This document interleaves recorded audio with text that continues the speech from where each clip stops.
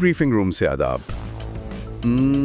आमतौर पर जब हम किसी मुल्क की मईशत या गवर्नेंस की बात करते हैं ना, तो हमारे जहन में एक ऐसी बाल्टी का ख्याल आता है जिसमें अगर गलती से कुछ सुराख हो जाए तो पानी बहने लगता है। बिल्कुल, और फिर हम ये तवक्को करते हैं कि हुकूमत का काम इन सुराखों को ढूंढकर बंद करना है, बिल्कुल किसी माहिर इंजीनियर की तरह, ताकि पानी ज़ाया ना हो। हाँ, ताकि पानी बचे।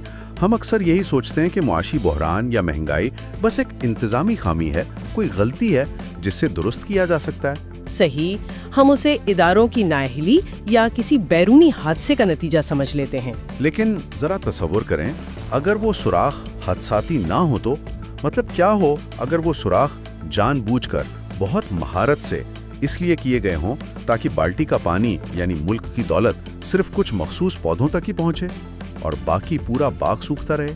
ये बहुत ज़बरदस्त मिसाल दी आपने, और आज के इस तफसीली जायजे में हम पाकिस्तान के जिस मुआशी बुरहान पर बात कर रहे हैं उस पर यह तशबीह बिल्कुल फिट बैठती है। ये बुरहान कोई 1-2 साल की बात नहीं, बल्कि दहाइयों का तसलसल है। जी बिल्कुल, और यहाँ सबसे अहम सवाल ये पैदा होता है कि पाकिस्तान आखिर बार बार यानी अब तक 24 मरतबा IMF के पास क्यों जा चुका है। क्या ये बस इत्तेफाक है या इसके पीछे कोई बाकायदा निज़ाम है? आज हम इसी पर बात करेंगे। और हमारे पास इस बात को समझने के लिए आज काफ़ी दिलचस्प ज़राए मौजूद हैं। हमने आतिफ मियाँ के तफसीली मकाले, IMF की अपनी तशखीस जिसे GCDA रिपोर्ट कहते हैं, और UNDP के आदाद-ओ-शुमार का मुताला किया है। हाँ, और उसके साथ अल जज़ीरा और ORF की रिपोर्ट्स भी हैं। और देखें, हमारा आज का मिशन ये समझना है कि एलीट कैप्चर यानी अशराफिया का गलबा ये कोई हवारी बात नहीं है। अच्छा, यहाँ एक बात वाज़े करना बहुत ज़रूरी है। जी बिल्कुल, बताएं। हमारे ज़राए में जो भी सियासी बातें या हक़ाइक़ मौजूद हैं, हम उनका मुकम्मल गैर जानिबदाराना जायज़ा लेंगे। हम ना तो किसी सियासी जमात की मुखालफत कर रहे हैं और ना ही हिमायत। हमारा मकसद सिर्फ़ और सिर्फ उन ख़यालात और मालूमात को गैर जानिबदारी से सामने लाना है जो इन रिपोर्ट्स में दर्ज हैं। बिल्कुल सही कहा आपने, गैर जानिबदारी हमारी पहली तरजीह है। तो मैं एलीट कैप्चर की बात कर रही थी। UNDP की रिपोर्ट के मुताबिक ये कोई पोशीदा साजिश नहीं, बल्कि दिन दहाड़े होने वाला कानूनी अमल है। अच्छा, ज़रा इसे तफसील से समझते हैं, ये ज़मीन पर काम कैसे करता है? होता यह है कि पाकिस्तान का एक मुराद याफ्ता तबका, जिसमें बाअसर सियासतदान, आला ब्यूरोक्रेसी, मिलिट्री एस्टैब्लिशमेंट और बड़े कारोबारी लोग शामिल हैं, ये हर साल मईशत का तकरीबन 6% हिस्सा निचोड़ लेते हैं। 6%? एक मिनट, अगर हम इसे डॉलर्स में देखें तो ये कितना बनता है? ये रकम तकरीबन 17.4 बिलियन डॉलर्स बनती है हर साल। 17.4 बिलियन डॉलर, ये तो एक होशरुबा हिंसा है भाई, खासतौर पर एक ऐसे मुल्क के लिए जो बमुश्किल 1 या 2 बिलियन डॉलर के लिए IMF की इतनी कड़ी शराइत मान रहा होता है। मतलब ये सब होता कैसे है? क्या ये लोग सीधा खजाने से पैसे निकाल लेते हैं? अरे नहीं, बराहे रास्त चोरी का तस्वर तो बहुत पुराना हो गया है। आजकल ये काम बहुत नफीस और कानूनी तरीके से होता है। सबसे बड़ी मिसाल हमारा टैक्स निज़ाम है। हाँ, मैंने रिपोर्ट्स में पढ़ा है कि सिर्फ 3% से कम आबादी टैक्स देती है। बिल्कुल, निज़ाम इतना बिगड़ा हुआ है कि सारा बोझ तनख्वाहदार तबके पर है, जबकि दूसरी तरफ ज़राअत, रिटेल और रियल एस्टेट जैसे शोबों को अरबों रुपए की छूट दी जाती है। क्योंकि पॉलिसी साज इदारों में तो यही लोग बैठे हैं ना, वो अपने खिलाफ कानून कैसे पास करेंगे? सही, तो कानून बनता ही उनके फायदे के लिए है। मैं IMF की वो GCDA रिपोर्ट देख रहा था, उसमें एक जुमला था जिसने मुझे वाकई चौंका दिया। उन्होंने लिखा है कि पाकिस्तान में करप्शन निज़ाम की खराबी का नतीजा नहीं है। जी, उन्होंने वाज़े किया है कि करप्शन कोई ज़िमनी नतीजा या बाय प्रोडक्ट नहीं है, बल्कि यही पाकिस्तान की गवर्नेंस का बुनियादी मॉडल है। बुनियादी मॉडल यानी रियासत का ढांचा बनाया ही इसलिए गया है कि वसाइल निचले तबके से खींचकर ऊपर बैठे मखसूस लोगों तक पहुंचाए जाएं। 100% ऐसा ही है। जब आप रियल एस्टेट और ज़राअत पर टैक्स नहीं लगाते तो ये कोई गलती नहीं, ये सोची समझी पॉलिसी है। ये बात तो मान ली कि निज़ाम अशराफिया के हक में है, लेकिन मैं यहाँ थोड़ा सा मुख्तलिफ ज़ाविया लाना चाहूँगा। जब हम हालिया बहरान की बात करते हैं, यानी 2021 से 2024 के दौर की, تو کیا ہم سارا ملبہ صرف اشرافیہ پر ڈال سکتے ہیں؟ آپ کا اشارہ بیرونی عوامل کی طرف ہے؟ ہاں نا، مطلب کووڈ کی وبا بھی تو تھی، پھر یوکرین کی جنگ نے پوری دنیا میں سپلائی چین تباہ کر دی، اور سب سے بڑھ کر 2022 کے وہ تباہ کن سیلاب جن سے $30 بلین کا نقصان ہوا۔ تو کیا یہ بیرونی عوامل اتنے بڑے نہیں تھے کہ معیشت بیٹھ جاتی؟ دیکھیے، بیرونی عوامل سے بالکل انکار نہیں کیا جا سکتا۔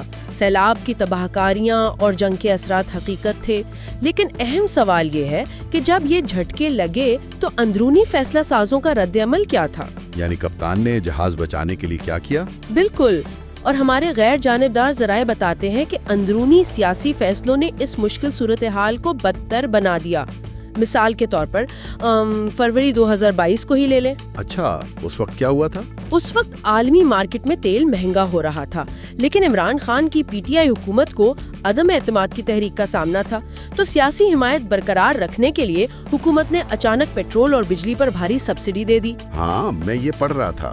مطلب آپ ایک چیز سستی بیچ رہے ہیں جو آپ خود بین الاقوامی مارکیٹ سے مہنگے ڈالرز میں خرید رہے ہیں۔ یہ تو معاشی خودکشی ہے۔ معاشی لحاظ سے تو اس کی کوئی منطق نہیں تھی۔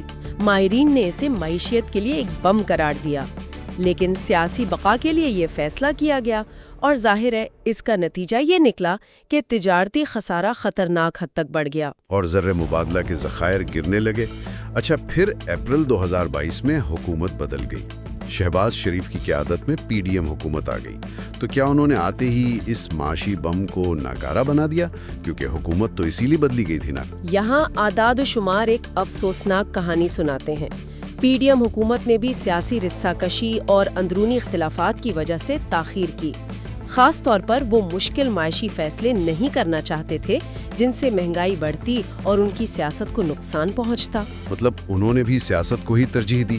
جی، اور اس چکر میں انہوں نے آئی ایم ایف کے پاس جانے میں کئی مہینوں کی تاخیر کر دی، جس کی وجہ سے ذخائر اتنے گر گئے کہ بمشکل چند ہفتوں کی درآمدات کے پیسے بچے۔ اوہ، اور پھر انہیں امپورٹس پر سخت پابندیاں لگانی پڑیں، جس سے بظاہر لگا کہ ڈالرز بچ رہے ہیں، لیکن اس سے سپلائی چین تباہ ہو گئی۔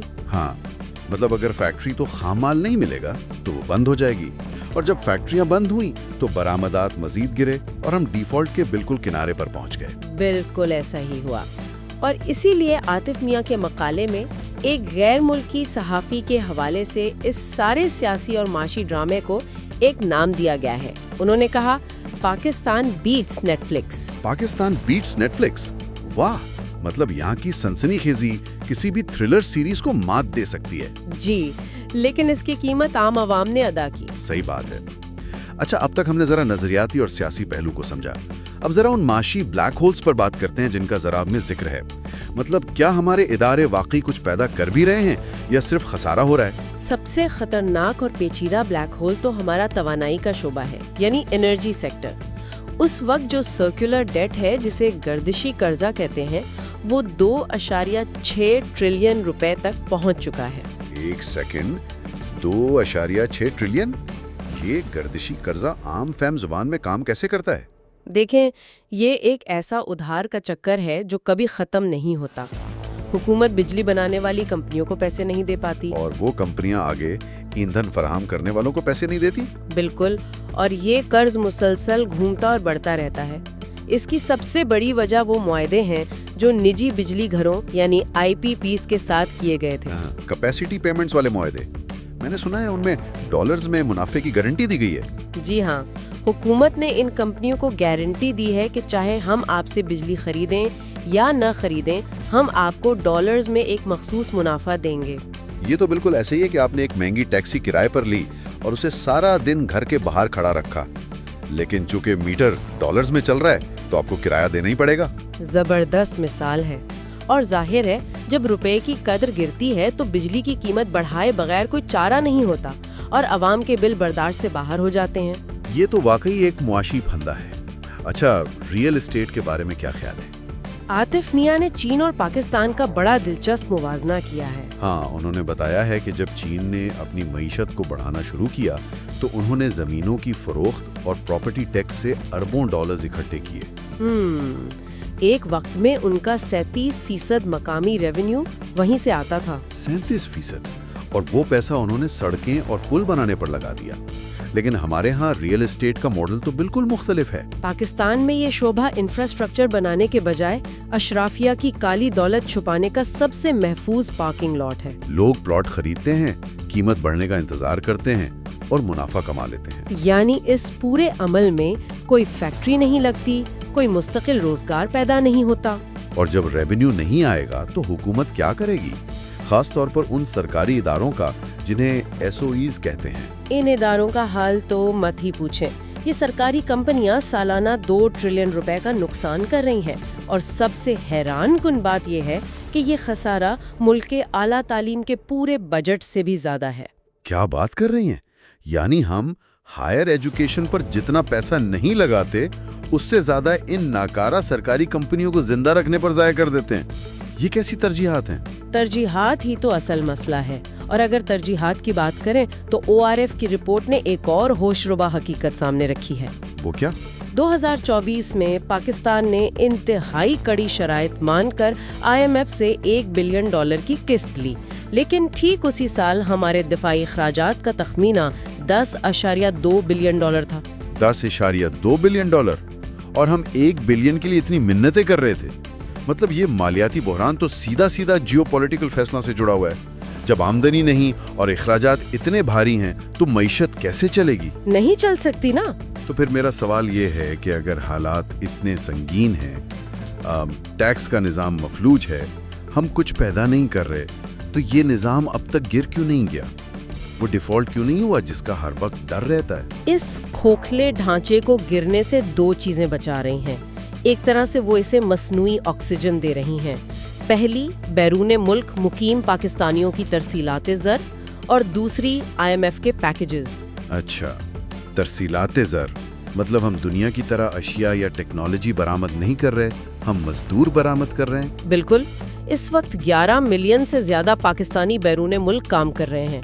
اشرافیہ کا ماڈل ہی یہی ہے کہ ہنرمند لوگوں کو باہر بھیجو، اور جب یہ ترسیلات زر بڑھتی ہیں تو حکومتیں جشن مناتی ہیں کہ ہمارے پاس $1 بلین آ گئے۔ حالانکہ یہ تو اس بات کا اعتراف ہے نا کہ اندرون ملک روزگار کے مواقع بالکل ختم ہو چکے ہیں۔ 100%۔ اور دوسری طرف IMF کے قرضے ہیں۔ پاکستان اب تک 24 بار IMF کے پاس جا چکا ہے۔ اصولی طور پر تو یہ پروگرام اصلاحات کے لیے ہوتے ہیں، لیکن یہاں ایسا نہیں ہوتا۔ تو یہ قرضے جاتے کہاں ہیں؟ یہ صرف ملک کے زر مبادلہ کو وقتی سہارا دیتے ہیں تاکہ اشرافیہ کی لگژری درآمدات کا بل ادا کیا جا سکے اور ملک ڈیفالٹ سے بچ جائے۔ پھر ہم دوبارہ پرانی ڈگر پر چل پڑتے ہیں۔ یعنی ہم ایک اور قرضہ لینے کے لیے لائن میں کھڑے ہو جاتے ہیں تاکہ پچھلے قرضے کی قسط دے سکیں۔ میں بجٹ کے اعداد و شمار دیکھ رہا تھا۔ اس سال خالص ریونیو کا ہدف $10.377 ٹریلین ہے، اور اس میں سے کتنا قرضوں کی ادائیگی میں جائے گا؟ $9.775 ٹریلین۔ مطلب صرف پرانے قرضوں اور سود میں پیچھے کیا بچا؟ کچھ بھی نہیں۔ اسکول، ہسپتال، دفاع، سب کے لیے مزید قرض لینا پڑے گا۔ اسے تو کلاسک ڈیتھ اسپائرل کہتے ہیں۔ اور یہی ریاست کا سماجی معاہدہ ٹوٹ جاتا ہے۔ جب ریاست کا واحد مقصد صرف قرضے رول اوور کروانا اور اشرافیہ کی مراعات کا تحفظ رہ جائے تو گورننس کا تو تصور ہی ختم ہو گیا۔ تو اس سب کا عام انسان کی زندگی پر کیا اثر پڑتا ہے؟ ورلڈ بینک کی رپورٹ بتاتی ہے کہ صرف حالیہ معاشی بحران سے مزید 4 ملین یعنی 40 لاکھ لوگ غربت کی لکیر سے نیچے چلے گئے ہیں۔ اور مئی 2023 میں تو مہنگائی 38% کی تاریخی سطح پر تھی۔ لوگوں کی قوت خرید بالکل ختم ہو گئی ہے۔ 2 وقت کی روٹی ایک عیاشی بن گئی ہے۔ یہ بہت اندوہناک انسانی قیمت ہے جو ادا کی جا رہی ہے، لیکن اتنی تاریکی میں بھی ہمارے ذرائع ایک امید کی کرن دکھاتے ہیں۔ IMF کی کڑی تشخیص بھی یہ مانتی ہے کہ پاکستان میں پوٹینشل کی کوئی کمی نہیں ہے۔ جی، بات صرف طرز حکمرانی کی ہے۔ اگر صرف آئندہ 5 سالوں کے لیے سنجیدگی سے گورننس بہتر کی جائے، ٹیکس کے سوراخ بند کیے جائیں اور ریئل اسٹیٹ کو دستاویزی معیشت کا حصہ بنایا جائے، اور وہ جو $17.4 بلین کی سبسڈیز ہیں وہ ختم کی جائیں، بالکل، تو پاکستان کی GDP میں 5 سے 6.5% تک کا مسلسل اضافہ ہو سکتا ہے۔ یعنی علاج ہمارے اپنے ہاتھ میں ہے، صرف قوت ارادی کی کمی ہے۔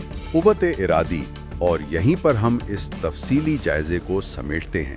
ہم نے دیکھا کہ بالٹی کے سوراخ حادثاتی نہیں بلکہ سوچے سمجھے اور باقاعدہ بنائے گئے ہیں، اور تمام ماہرین متفق ہیں کہ معاشی بقا کے لیے اشرافیہ کو اپنی مراعات اور یہ ایلیٹ کیپچر کا نظام چھوڑنا ہوگا۔ اس کے بغیر تو کوئی حل ممکن نہیں۔ لیکن ذرا سوچئے، جب موجودہ نظام ان فیصلہ سازوں اور طاقتور اشرافیہ کے لیے اتنا بہترین کام کر رہا ہو، جب انہیں ہر بحران کے باوجود اپنی مراعات مل رہی ہوں، تو کیا وہ کبھی خود سے آگے بڑھ کر اس نظام کو تبدیل کریں گے؟ یہ واقعی ایک بڑا سوال ہے۔ کیا وہ خود ان سوراخوں کو بند کریں گے جہاں سے پانی سیدھا ان کے اپنے باغات میں جا رہا ہے؟ یا پھر حقیقی اصلاحات اس وقت تک ممکن ہی نہیں جب تک غربت کے اس خوفناک سمندر میں اشرافیہ کے اپنے یہ خوشحالی کے جزیرے خود ڈوبنے کے خطرے سے دوچار نہ ہو جائیں؟ یہ ایک ایسا سوال ہے جس پر ہمیں گہرائی سے سوچنا ہوگا، کیونکہ اسی میں ہمارے مستقبل کا فیصلہ پوشیدہ ہے۔ آج کی اس گفتگو میں شامل ہونے کا بہت شکریہ۔ خدا حافظ۔ خدا حافظ۔